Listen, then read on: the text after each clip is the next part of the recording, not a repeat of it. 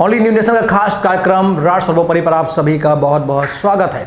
आज राष्ट्र सर्वोपरि पर खास कार्यक्रम है कि आज जुम्मे पर नमाज है और जुम्मे की नमाज पर आज पूरा उत्तर प्रदेश हाई अलर्ट है। चप्पे चप्पे पर पुलिस के जवान तैनात हैं। CRPF, rapid action force, PSC से लेकर कमांडोज तक योगी ने जमीन पर उतार दिया है। लेकिन इसी बीच खबर आ रही है कि एक मौलाना तौकीर रजा जी हैं, कहते हैं कि चाहे गोलियां चलाओ चाहे लाठियां चलाओ, हम आंदोलन नहीं रोकेंगे। अगर हमें शुक्रवार को आंदोलन नहीं करने दोगे तो हम शनिवार को करेंगे, शनिवार को नहीं करने दोगे तो हम संडे को करेंगे, लेकिन हम करेंगे ज़रूर।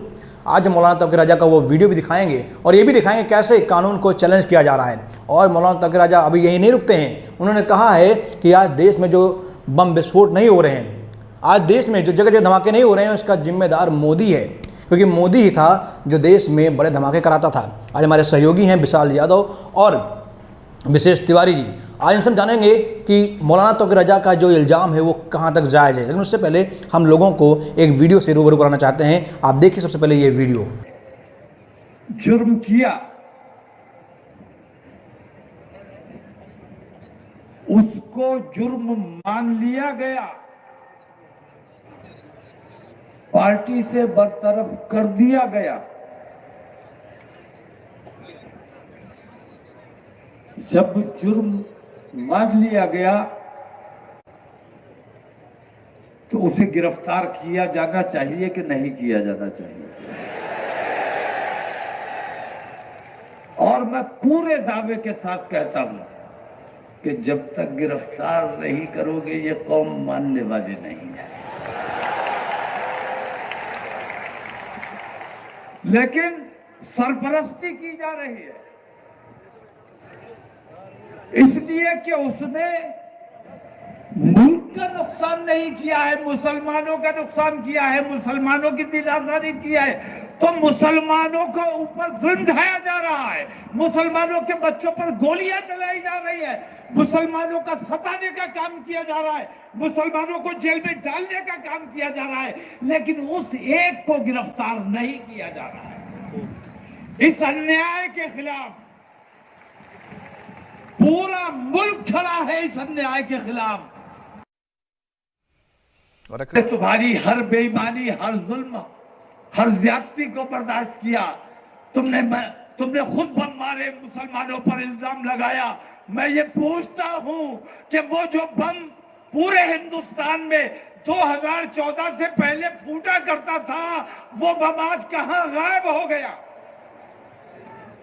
अब कहीं बम इसलिए नहीं फूटता है कि जो बम मारने वाला था वही आज हुकूमत पर बैठा हुआ है। तो तुम्हारे अपने बखिए उधड़वाने से बेहतर ये है कि नरेंद्र मोदी जी, आप हमारे देश के प्रधानमंत्री हैं, हमारे देश को पूरी दुनिया में जलील करने का काम मत करो, गैरों की बात मत सुनो। तुमने पूरी दुनिया के मुसलमानों की दिलाजारी करने का काम किया है, हमारी मस्जिदों पर हमारे ऊपर जुल्म किया। कभी गल्फ कंट्रीज हमारी हिमायत के लिए नहीं आई, ना हम कभी उन्हें बुलाने गए कि आओ हिंदुस्तान में हमारे ऊपर ये जुल्म हो रहा है, हमारी मदद करो। आज वो खुद मजबूर हुए हैं आने के लिए, क्योंकि उनके रसूल की सामने गुस्ताखी की गई है और रसूल हिंदुस्तान के नहीं है, पूरी दुनिया। देखा आपने ये वीडियो, इस वीडियो को आपने देखा, वीडियो लंबा था, लेकिन इस लंबी वीडियो में बहुत सारी चीज़ें आपके सामने आ गई होंगी कि मौलाना तौकीर रजा ने किस प्रकार से देश के मुसलमानों को गुमराह किया और उन्हें भड़काया और उन्हें ज़मीन पर उतारा, और ज़मीन पर उतारने के बाद देश को जलाकर राख कर दिया। मौलाना तौकीर रजा का ये वीडियो वायरल हो गया है और सबसे बड़ी बात उन्होंने ये कही है कि आज जो देश का प्रधानमंत्री है वो कभी देश में धमाके कराता था। तो विशाल यादव, आपने पूरा वीडियो देखा, आपने मौलाना तौकीर रजा का ये आरोप भी देखा, आप क्या इन आरोपों को कैसे देख रहे हैं? देखिए, इन लोगों का काम है कि भोले भाले मुसलमानों को भड़काना। अगर जुमे की नमाज पर, जैसे कि आप लोगों ने पिछले की जुमे की नमाज देखी, उसमें दंगाइयों के खिलाफ ताबड़तोड़ कार्रवाई की गई, तो इस बार जुमे की नमाज ये उम्मीद लगाई जा रही कि शांतिपूर्ण तरीके से होगी। और ये मुल्ला मौलवी यही चाहते थे कि ये जुमे की नमाज भी धाकड़ हो, यानी कि बवाल हो, हंगामा हो चाहते थे, लेकिन मुसलमानों का जोश थोड़ा ठंडा देखा गया। तो इसी लोग ये बहाने मार रहे हैं कि आज नहीं तो कल करेंगे, कल नहीं तो परसों करेंगे, लेकिन करेंगे ज़रूर। यानी कि ये मुसलमानों को जब तक, भोले भाले मुसलमानों को मरवा नहीं देंगे, पिटवा नहीं देंगे, तब तक इन्हें नींद ही नहीं आती, चैन ही नहीं आती। और मोदी पर इल्ज़ाम लगाना तो इनका काम ही है। बहुत पहले कांग्रेस ने भी कहा, बहुत पहले कई पार्टियों ने कहा चौकीदार चोर है, किनारे लगाए, बहुत तरीके की चीज़ें की, लेकिन चौकीदार चोर नहीं, ईमानदार है देश के लिए। बिल्कुल विशाल, आपने कहा है कि इन लोगों का इल्ज़ाम लगाने का काम है, लेकिन ये इल्ज़ाम कोई मामूली इल्ज़ाम नहीं है। जिस बम विस्फोट में अफजल गुरु शामिल था, जिस हत्याकांड में आपने मुंबई बम धमाका देखा था, मुंबई में आतंकवादी हमला देखा था जिसमें अजमल कसाब शामिल था, कसाब और अफजल गुरु और मोदी में अंतर नहीं है। ये कहते हैं कि जो धमाके, जो बम विस्फोट होते थे, जो आतंकी गतिविधियाँ होती थी, वो मोदी कराते थे। विशेष देखिए, तौकीर रजा खान ये जो नाम है ना, ये आज का विवादित बयान नहीं देने वाला नाम है। ये इससे पहले भी एक बार इन्होंने बयान दिया था कि ये हिंदुस्तान का नक्शा बिगाड़ देंगे। हालांकि उसके बाद पुलिस ने इन पर कार्रवाई की थी, इनका नक्शा बिगाड़ा था। लेकिन यहाँ पे ये बात ध्यान देने वाली है कि जब भी देखिए, एक ये गेम समझिए, क्रोनोलॉजी समझिए पूरी, कि एक तरफ कांग्रेस के ऊपर ईडी की तलवार लटकी हुई है, गांधी परिवार के लिए उनके कार्यकर्ता, कांग्रेस कार्यकर्ता रोड पर उतरे हुए हैं। वहीं अचानक से तौकीर रजा खान आते हैं, जिन्होंने एक बार कांग्रेस के सपोर्ट का ऐलान किया था जब चुनाव से पहले, और उस समय कांग्रेस सपोर्ट का ऐलान करते ही इन्होंने एक बयान दिया कि जिस दिन मेरे नौजवान अगर मेरे काबू से बाहर आ गए तो वो तमाम हिंदुस्तान का नक्शा बिगाड़ देंगे, हिंदुओं को छुपने के लिए जगह तक नहीं मिलेगी। इनके ऐसे बयान थे। अब अचानक से ईडी का इनके गांधी परिवार के ऊपर हमला हो रहा है। सब पूरे हर मीडिया में सिर्फ गांधी परिवार की धज्जियां उड़ाई जा रही हैं, हर जगह पे नेशनल हेराल्ड केस है। कहीं ना कहीं कांग्रेस को दोबारा से इस देश की फिजा को कहीं और ले जाना था, जिसकी वजह से एक बार फिर तौकीर रजा खान आए। और ऐसे कई लोग मौजूद हैं हमारे देश में जो पार्टियों की एक वजीर की तरह काम करते हैं और उनके इशारे पर चलते हैं। इन्होंने पूरा एक मौसम फिजा बिगाड़ने की कोशिश की है। इन्होंने जो बयान दिया है मोदी के लिए, जान रहे हैं कि इस वक्त सत्ता में मोदी हैं और मोदी के ठीक ठाक फैन फॉलोइंग, दुनिया भर में फैन फॉलोइंग। आपने कहा कि बयान दिया है, आपकी हिम्मत है कि आप एक विधायक के खिलाफ बयान दे सकते हैं? यही हम कहना चाह रहे हैं कि देखिए, ये एक इस देश की फिजा बन चुकी है कि कोई भी किसी को भी गाली दे सकता है। हालांकि आप सोचिए कि प्रधानमंत्री पदवी कितनी बड़ी पदवी होती है, एक जिम्मेदाराना पदवी होती है, और वो देश के राजा के बाद गिना जाता है। और उसके बारे में ऐसी बयान देना, उसके बाद मारने तक के ऐसे बयान देना, ये कहाँ तक सही है? लेकिन ये होता रहा है, ये हमारे देश में आज से नहीं हो रहा है। यही चीज़ें, और इसको बढ़ावा किसने दिया? कांग्रेस पार्टी। 60 से 70 सालों तक इस पार्टी ने हमारे देश पर राज किया। इन्होंने सिर्फ ऐसे लोग पैदा किए जो हमारे देश के रह के, हमारे देश में खा के और हमारे देश के खिलाफ बयान देते हैं। हमारे देश का खा के हमारे देश के खिलाफ बयान देते हैं। इनकी संख्या 1-2 नहीं है, बल्कि हमें लगता है लाखों में है देश में। हिंदुस्तान के हर राज्य में, हर शहर में ऐसे लोग आपको मिल जाएंगे। लेकिन साहब, मैं विशाल से पूछना चाहता हूं कि क्या विशाल की हिम्मत होगी कि एक मामूली विधायक जिला पंचायत के खिलाफ बयान दे सकें? प्रधानमंत्री तो बहुत बड़ी चीज़ है, बहुत बड़ी हस्ती है वो, लेकिन एक प्रधानमंत्री के खिलाफ इतना बड़ा बयान दे देते हैं, इन लोग को डर नहीं लगता? देखिए, कहावत है हाथी चला जाता है, कुत्ते भौंकते रहते हैं। तो ये कुत्ते हैं, इनको अगर देखेंगे प्रधानमंत्री नरेंद्र मोदी तो देश का विकास रुक जाएगा। इनका काम है भौंकना, भौंकने दीजिए। ये क्या कर लेंगे? ये कर क्या लेंगे? भौंकी लेंगे, भड़ास निकाल लेंगे, 2-4-6 मुसलमानों को खुश कर लेंगे। अब इन जैसे छोटे मोटे लोगों को अगर ध्यान देने लगेंगे प्रधानमंत्री, आप खुद कह रहे हैं कि इतने बड़े उच्च स्तर पर बैठे हुए हैं, देश के प्रधानमंत्री, देश के राजा हैं, तो जो राजा होता है वो प्रजा के इन जैसे तुच्छ प्राणियों को ध्यान नहीं देता। इनका काम भौंकना है, बोलना है, बोलने दीजिए। कितना बोलेंगे, क्या उखाड़ लेंगे? ये तो बहुत पहले से बोलते चले आए। इनकी भाषा में और पाकिस्तान की भाषा में कोई अंतर नहीं है, लेकिन इनको बोलने दीजिए। ये कुछ खास कर नहीं पाएंगे। हाथी चला जाता है, कुत्ते भौंकते रहते हैं, तो इन्हें भौंकने दीजिए। इन्हें जितना आप सर पे बिठाएंगे उतना भौंकेंगे। नरेंद्र मोदी अगर इनका नाम ले लें तो ये दिन रात कैमरा लगाकर सिर्फ नरेंद्र मोदी को गाली ही देंगे। ये कुछ अच्छा नहीं करेंगे, इसलिए इन जैसे लोगों को इग्नोर करना पड़ता है। ये छाती इसीलिए पीट रहे हैं, ये नरेंद्र मोदी को जान से मारने की बात इसीलिए कह रहे हैं ताकि मीडिया में इनकी खबरें चले, इनकी लोकप्रियता बढ़े और नरेंद्र मोदी को एक्शन लें। आपको पता है कि फांसी तो दे नहीं सकते, उन्हें भी पता है कि फांसी दे नहीं सकते, लेकिन इसीलिए कानून के साथ ये खेल। मेरा यही सवाल आपसे है विशाल कि फांसी नहीं दे सकते, लेकिन कम से कम कानून का इतना तो डर होना चाहिए कि इतनी बड़ी बात मुंह से निकालने से पहले 100 बार सोचे। तो देखिए, हमारे कानून में बहुत सारी कमियां हैं। अब सवाल कानून पर भी खड़ा होगा, सवाल जो है संविधान पर भी खड़ा होगा, तो हम सवाल नहीं खड़ा करना चाहते, लेकिन एक दोषी, एक रेपिस्ट अगर कोर्ट में जाकर ये कह दे कि मैंने रेप किया है तो उसको फांसी नहीं होगी जब तक वो सबूत पेश नहीं करेगा। तो ठीक है, तो कानून पर सवाल हम नहीं खड़ा करना चाहते, लेकिन कुछ चीज़ें ऐसी हैं, अगर नरेंद्र मोदी वो प्रधानमंत्री भले हैं लेकिन वो जनता के सेवक हैं। अगर जनता उन्हें कुछ बोल रही तो सुनने की उनके अंदर शक्तियाँ बहुत हैं, इसीलिए वो एक फर्श से अर्श तक पहुँचे हुए हैं और इन जैसे लोगों की बातों को ध्यान नहीं देते हैं। इन्हें बोलने दीजिए, ऐसे बोलते विशाल और विशेष हम दोनों आप दोनों से पूछना चाहते हैं कि मौलाना तकीर रजा ने बहुत बड़ी बात कह दी कि अगर आज जुम्मा है, आज हमें प्रदर्शन नहीं करने दिया गया क्योंकि शाम के 9 बज चुके हैं और आप भी जानते हैं कि प्रदर्शन नहीं करने दिया गया, लेकिन वो कह रहे हैं कि हम शनिवार को करेंगे और शनिवार को भी रोका गया तो हम इतवार को करेंगे, लेकिन करेंगे जरूर। हमें न गोलियों से डर लगता है न लाठियों से डर लगता है। कितने का ये डर लाठियों का ही लगा है। अगले जुमे को जितने भी लोग बाहर निकले थे सबके पिछवाड़ों पर अभी निशान पड़ा है, वो बैठ नहीं पाते हैं, वो प्रोटेस्ट करने क्या जाएंगे, वो उसी का असर है। कुछ वीडियो हम लोग मौलाना को नहीं पड़ा ना, मौलाना को नहीं पड़ा, मौलाना को ना पड़ा है ना पड़ेगा, ये भी सत्य है, लेकिन जिनको भेजना चाहते हैं उनकी हिम्मत नहीं है। वो योगी पुलिस का तांडव देख चुके हैं, योगी की सेना देख चुके हैं किस तरीके से मारती है, पिछवाड़ा लाल कर देती है, उठने बैठने के लायक नहीं, तो प्रोटेस्ट करने क्या जाएंगे। आज यही हो रहा है, इसीलिए नहीं निकले।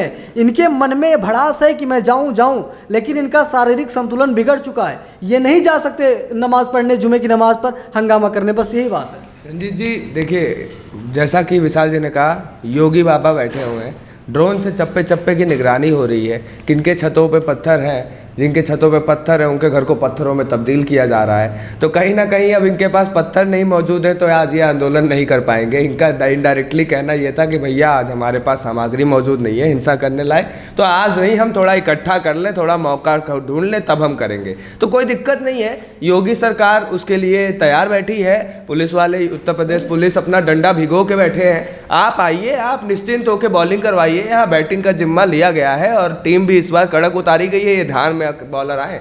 नहीं विश्वेश, सबसे ज़्यादा खौफ पत्थरबाजियों को तो है ही, लेकिन सबसे ज़्यादा खौफ बुलडोज़र का है कि बना बनाया मकान जमींदोज हो जाएगा। ये लोग कल सुप्रीम कोर्ट भी गए थे, इसीलिए गए थे कि सुप्रीम कोर्ट फैसला सुना दे कि बुलडोज़र की कार्रवाई ठप कर दी जाए और जुमे की नमाज पर हम जमकर हंगामा करेंगे। लेकिन सुप्रीम कोर्ट भी कहीं न कहीं इस बात को लेकर इनकार कर दिया कि बुलडोज़र की कार्रवाई हम रोक ही नहीं सकते। अब सोचिए, जब बुलडोज़र की कार्रवाई पूरी तरीके से छूट है तो कौन जाएगा दंगा भड़काने, किसको अपने घर की बलि चढ़वानी है। तो एक बात कही थी कि पिछवाड़ा लाल कर दिया जाएगा, और आपने वो वीडियो सारे हिंदुस्तान ने देखी होगी, पिछवाड़ा लाल कर दिया गया था। क्या यूपी पुलिस इतना मारती है कि पिछवाड़ा लाल हो जाता है? अब सोचिए, जिसको मारा होगा क्या उसकी हिम्मत कभी होगी जाने की? तो मुझे लगता है कि मौलानाओं को भी ऐसे जो सेवा की है पुलिस ने, ऐसे मौलानाओं की भी सेवा करनी चाहिए, ताकि देश में दंगा रुकेगा, तभी देश में दंगा रुकेगा। आखिर मौलानाओं की सेवा कब तक होगी, कब होगी? जनता के बीच में जाता है, जो प्रशासन के बीच में जाता है, जवाब उसे मिलता है। ये कैमरे के सामने बैठकर, घर में बैठकर बोल देते हैं, इन्हें क्या रिएक्शन मिलेगा? बड़े बड़े नेता मारे गए, अरविंद केजरीवाल को थप्पड़ मार दिया गया, बहुत नेता पिट चुके हैं, कई विधायक पिट चुके हैं, एमपी पिट चुके हैं। क्यों? वो जनता के बीच में जाते हैं। अभी काम से सामने कैमरा लगा हुआ, हम कुछ भी बोल दें, क्या रिएक्शन जनता को मिलेगा? तो यही बात है, अगर इनको आजमाना है कि ये चीज़ क्या है, एक बार जाकर देखें, खड़े स्वागत के लिए, इनका भी लाल कर दिया जाएगा। नेता मंत्री देखे नहीं जाते, सबसे ऊपर न्यायपालिका है, देश है, उसके बाद धर्म है, मजहब है, जो भी आपका है उसके बाद है। सबसे पहले कानून व्यवस्था बिगाड़ने की कोशिश करेंगे तो कार्रवाई की जाएगी, चाहे आप मुख्यमंत्री हों, चाहे आप प्रधानमंत्री हों, चाहे जो भी हों। अगर कानून के साथ खिलवाड़ होगा तो कानून उसको सजा जरूर देगा। आपने सही कहा विशाल कि एक बार ओवैसी जैसे लोगों को, मौलाना तकीर रजा जैसे लोगों को एक बार ज़मीन पे आना चाहिए, एक बार जुमे की नमाज के बाद आंदोलन में शामिल होना चाहिए, तभी तो उनको पता चलेगा कि यूपी। ओवैसी भी ज़मीन पर आए, उनके ऊपर भी गोलियां चली, अब विवादित बयान दिए हैं, कुछ उल्टा सीधा बोले हैं, बाहर निकले गोलियां चली हैं। अब ठीक है, वो सही सलामत हैं, लेकिन उन्हें भी सबक मिल गया कि हम अगर बोलेंगे तो इसका रिएक्शन मिलेगा। लेकिन घर में बैठकर अनाप शनाप बोलने से नरेंद्र मोदी को जान से मारने की धमकी कौन नहीं दे रहा? पाकिस्तान साजिश रच रहा, दिन रात पाकिस्तान यही सोच रहा कि नरेंद्र मोदी को कैसे हटाएं। अफगानिस्तान, कई सारे ऐसे देश हैं, जितने भी इस्लामिक देश, सब ये सोचते हैं नरेंद्र मोदी के आ जाने से भारत में उनका जलवा नहीं है, भारत में उनका राज नहीं है, भारत हमारी बात मानता नहीं है, भारत यूनाइटेड नेशन से पंगा ले रहा। तो भारत की आज बहुत बड़ी हस्ती है, और हस्ती इसीलिए क्योंकि भारत बहुत पहले महान था, लेकिन भारत का संचालन करने वाले लोग महान नहीं थे, और आज संचालक जब महान है तो पूरा भारत महान है। विशेष जैसा कि विशाल जी ने कहा, हमारा भारत महान है और रहेगा। और एक बहुत अच्छी बात इन्होंने कही कि देखिए इस वक्त जो हमारे देश का संचालन कर रहा है, जो प्रधानमंत्री मोदी हैं, उनका एक अलग ही अंदाज है। वो जब से आए हैं उन्होंने अपने विरोधियों से लड़ने का भी अंदाज बदल डाला है। राजनीति भी एक अलग अंदाज में हो रही है, जिसकी वजह से देखिए कभी भी चुनाव होता है तो अब पहले जो जनता सोई रहती थी, जिस जनता को इतना उजागर नहीं रहती थी वोटों को लेकर, वो भी एक अलग अलग तरीके से उजागर है। तो आज की जनरेशन अब उन्हीं की बदौलत राजनीति समझने लग गए हैं। अब कहीं ना कहीं पे एक स्ट्रिक्टनेस की ज़रूरत थी, वो भी कहीं ना कहीं से जारी हो रही है, क्योंकि उत्तर प्रदेश में मुख्यमंत्री योगी आदित्यनाथ का दोबारा आना इस बात को साबित करता है कि भारतीय जनता पार्टी ने दोनों चीज़ों का ध्यान रखा है कि हमें देश को कैसे चलाना है और हमें देश के लिए कैसे सख्त कदम उठाने हैं। इनको देखते हुए तो ऐसा ही प्रतीत होता है। मैं हम दोनों से मैं जानना चाहता हूँ कि मुसलमानों का एक बड़ा आरोप हमेशा से है कि यूपी में हो चाहे केंद्र में हो, यहाँ जहाँ बीजेपी सरकार है वहाँ मुसलमानों को टारगेट किया जा रहा है। मुसलमानों को ही टारगेट किया जा रहा है। ये जो जेसीबी चल रही बुलडोजर चल रही है, लाठियाँ बरस रही हैं, ये सिर्फ मुसलमानों पर बरस रही हैं। मुसलमानों का इस देश में जीना हराम हो गया है। आप मुसलमानों के इस आरोप को किस नज़रिए से देखते हैं? देखिए, जो मुसलमान कहते हैं ना कि हम 20 करोड़ हैं, 25 करोड़ हैं, 30 करोड़ हैं, अब बताइए जिनके घर टूटे हैं, जिनके घरों पर बुलडोजर चला है, जिनके ऊपर लाठियां बरसी हैं, वो कितने लोग हैं? अभी आप उनका नाम भी बता देंगे कि इतने इतने लोगों को चिन्हित किया गया, इनके ऊपर कार्रवाई की गई। तो 20 करोड़ में 2-4 लोगों के ऊपर कार्रवाई अगर हो रही है तो कौन सा मुसलमानों को टारगेट किया जा रहा? अब वो मुसलमान, बहुत ऐसे मुसलमान हैं जिनको कुछ नहीं हुआ, वो आज भी अमन चैन से रह रहे हैं, क्योंकि वो पत्थर फेंकने नहीं गए थे, वो किसी प्रशासनिक अधिकारी को मारने नहीं गए थे, वो आतंकवादी नहीं है।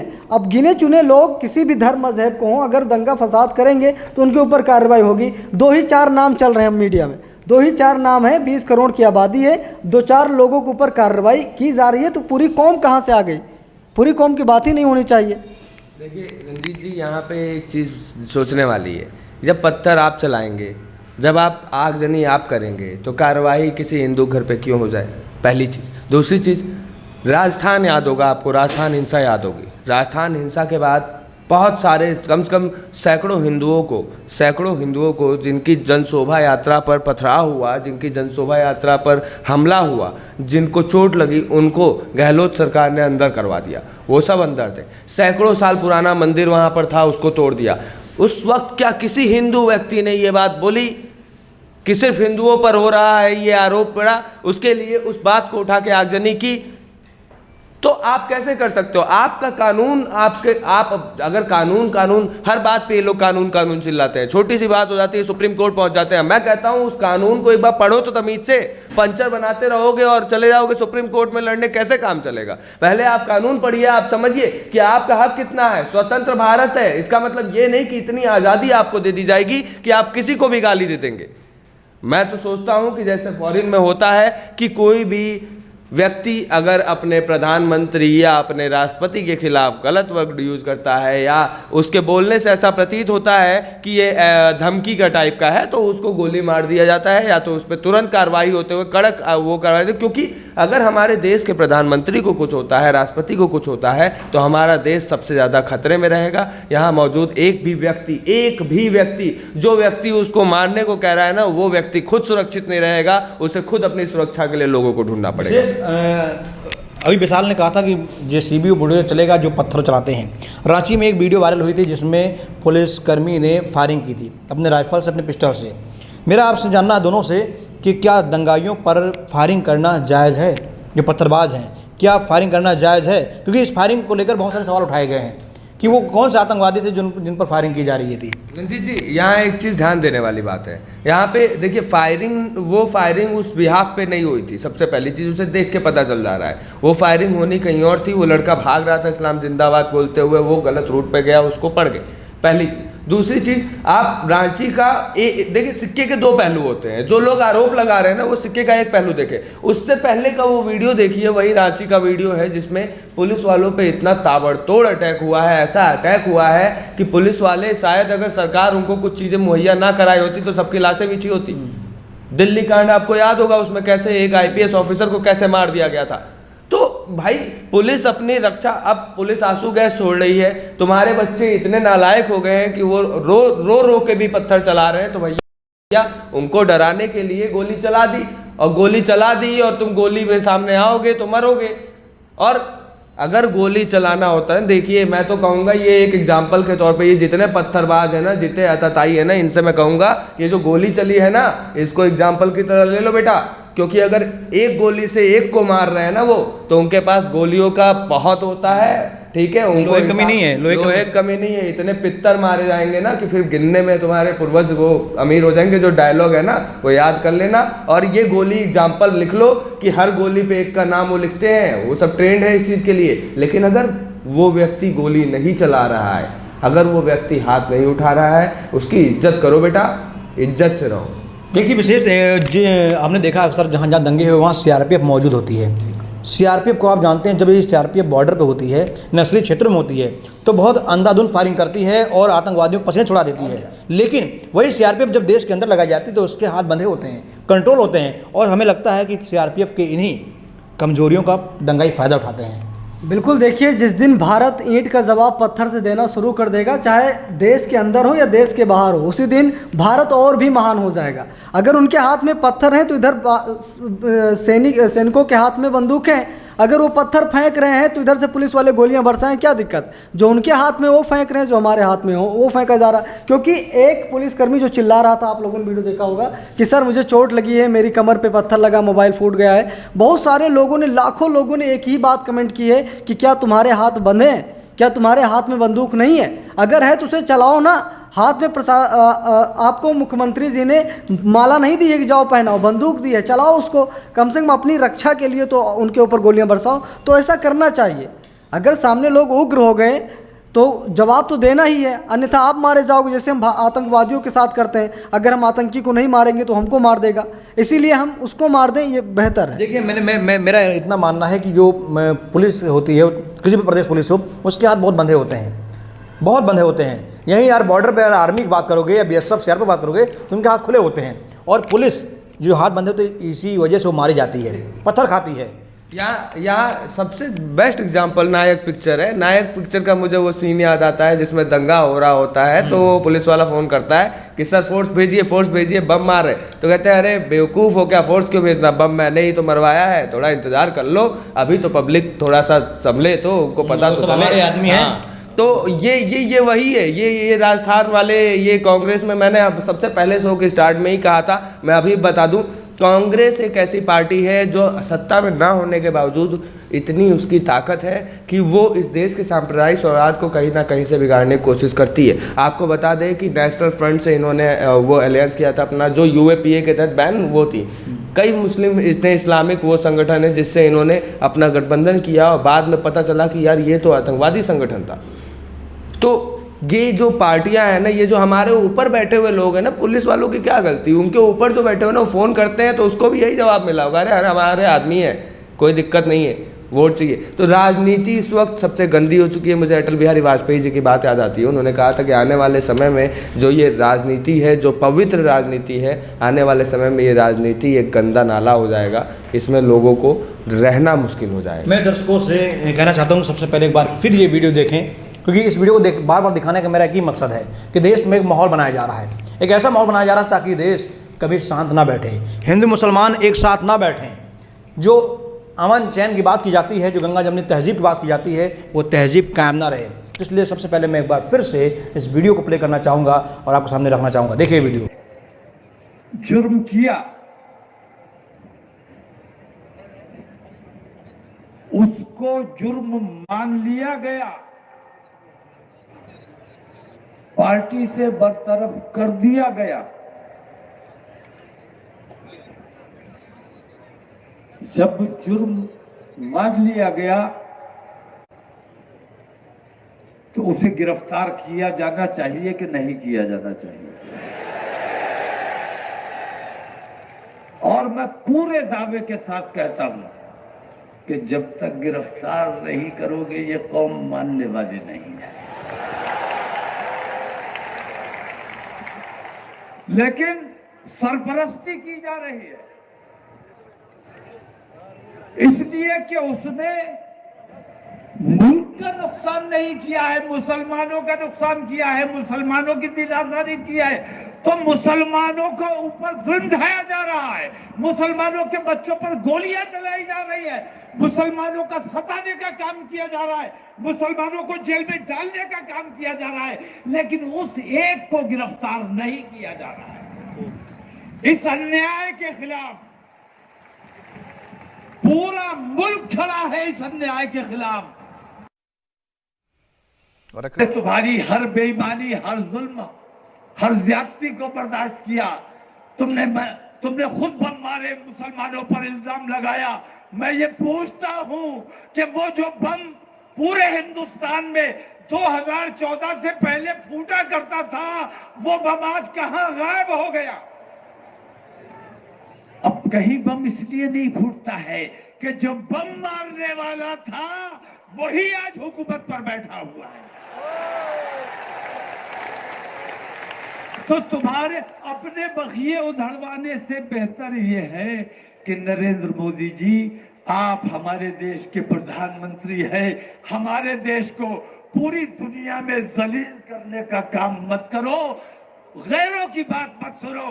तुमने पूरी दुनिया के मुसलमानों की दिलाजारी करने का काम किया है, हमारी मस्जिदों पर हमारे ऊपर जुल्म किया। कभी गल्फ कंट्रीज हमारी हिमायत के लिए नहीं आई, न हम कभी उन्हें बुलाने गए कि आओ हिंदुस्तान में हमारे ऊपर ये जुल्म हो रहा है, हमारी मदद करो। आज वो खुद मजबूर हुए हैं आने के लिए, क्योंकि उनके रसूल की शान में गुस्ताखी की गई है। और रसूल हिंदुस्तान के नहीं है, पूरी दुनिया। तो देखा आपने ये वीडियो, इस वीडियो को दिखाने में मेरा एक मकसद था कि इस चेहरे को पहचान लीजिए।